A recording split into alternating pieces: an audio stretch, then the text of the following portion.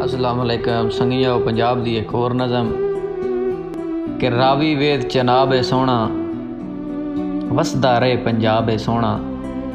सोहनी इत्थे है हरियाली, प्यार प्रीत भी है मिसाली।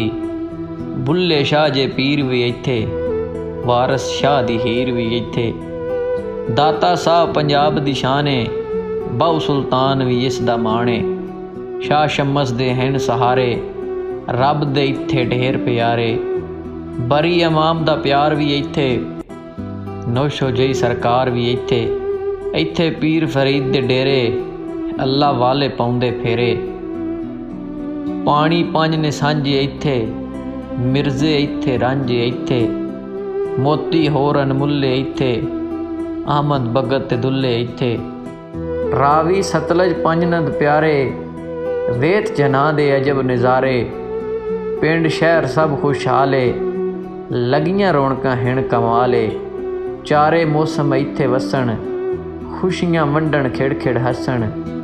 सर्दी गर्मी बहार खजाएं, सोहना चन्न पंजाब दा नां है। हरे भरे खेत खलियाणे, वसदे इत्थे शेर जवाने। इन्हां दी मिसाल नहीं कोई, मिलदा होर भाईवाल नहीं कोई।